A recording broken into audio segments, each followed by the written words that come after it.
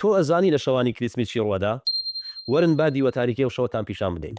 بسم الله الحمد لله صلاة والسلام على رسول الله. ئەوەی لە ڕاگەیەنەکانەوەی بینین ئەوەیە کە شەوی کریسمس شەوی ئاهەنگگێڕان و خۆشی و شادیە.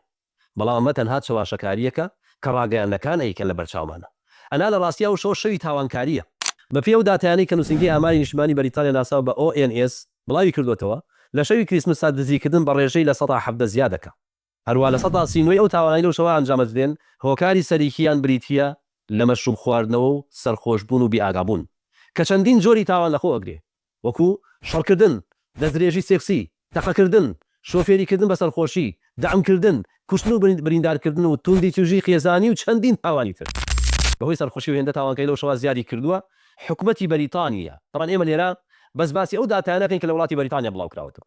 ئەگەنا باز لە داتاکانی ئەمریکا بکەین کە سەر تاپای لە ناو تاوان و تاوانکاریە غەرق بووە و وڵاتانی تری ئەوروپا ئەو کاتە بەڕاستی ناتوانین باڵقەیە کۆتایی پێبێنی. حکومەتی بەریتانیا ناچار بۆ کۆت کاتە قاچی ئەو کەسانی کە تاوانیان ئەنجامداوە بە سەرخۆشی. بۆچی؟ بۆ ڕێگریکردنیان لە دووبارە خواردنەوەی مەشروباتی کەحولی. بە پێی راپۆرتێکی سایتی فەرمی حکومەتی بەریتانیا لە شەوی کریسمسی ساڵی 2023 2800 کەس کۆتی ڕێگریکردن لە خواردنەوەی مەشروب کراوەتە قاچیە چونکە بەهۆی سەرخۆشی و تاوانیان ئەنجامداوە. ئەم کۆتە لە ڕێی عارەقی لەشی ئەو کەسەوە توانێت ئەوە دەربخات کە ئەو کەسە مەشروبی خواردوێتەوە یاخود نا.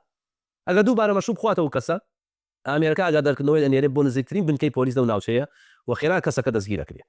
بەڵام دووبارە ئەمەش نەیتوانێت ڕێگریکە لە تاوانکاری بەهۆی سەرخۆشیەوە چونکە لە ساڵی 2023 هەزار دانە لەم کۆتانە زیاتر بەکارهێناوە لە چاو ساڵی 2022 واتە ڕێژەی تاوانکاریەکە زیادی کردووە. و حکومەتی بەریتانیا پێشبینی کردووە لەم ساڵە واتە ساڵی 2025 کە چەند ڕۆژێکی کەممان ماوەتیایە ئەم ڕێژەیە بگاتە 25,000 کەس کە بۆ مەش حکومەت بڕی 156 ملیۆن پاوەندی خەرج کردووە لە دروستکردنی ئەم ئامێرانەیە. برا خوشکە بەڕێزەکەم سەرنجدەن ئەوان چۆن ملیارەها پاوەند و دۆلار خەرجەکەن بۆ ڕێگریکردن لە مەشروب خواردنەوە لەگەڵ ئەوە شاپیان ناکرێت. بەڵام ئەوەتان لە یاد نەچێ ملیۆنان کەسی موسڵمان لە جیهانە مەشروب ناخۆنەوە تەنها لەسەر قسەی و لەسەر فەرمایشتی پێغەمبەری ئەکرەم محەممەد صلی الله عليه وسلم.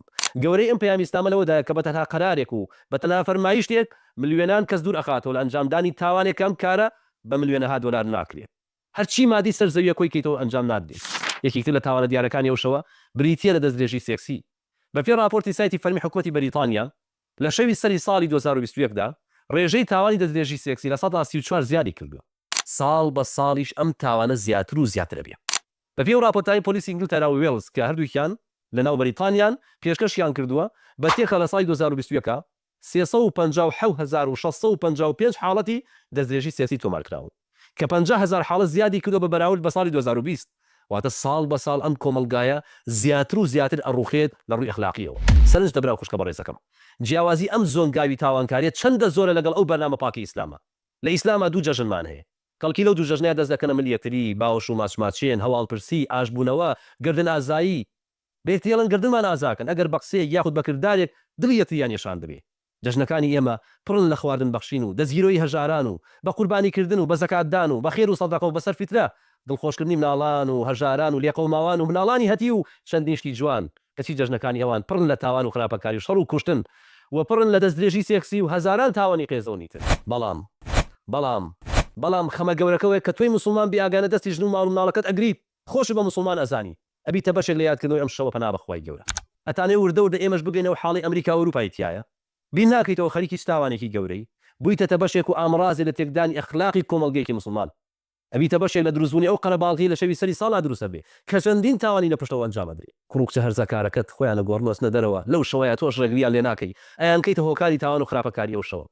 ئەگەر نەیتەوە هۆشی خۆت و دوور نەکەیتۆ لەم تاوانە ئەوە چەند ساڵێکی تر نابە ئامارەکانی وڵاتی ئێمەش بە دەردی وڵاتانی ئەوروپا و ئەمریکاچن و ئەم وڵاتە ئەوەندەی تر پڕ ئەبن لە تاوان و جەنابی شەهاندەرێکە بی لە بەرزکردنەوەی ئەم ڕێژانە. بۆی برانی خۆشەویستم خوشکانی عزیزم تکاتان لێ یەکەم مەبنە بەشێک لە خراپەکاری لە خوای پەروەردگاری خۆتان بترسن پەرە بە خراپەکاری و تاوانکاری مەدەن شوێنی تاوان مەڕازێنەوە قەرەباڵغی مەکەن خۆتان و ماڵ و مناڵتان بپارێزن لە ئاگرێک کە سوتەمەنیەکەی بەردووی ئینسانە. خوایە تۆ شاهد بە ئێمە گەیانمان و آخر دعوانا الحمد لله رب العالمين.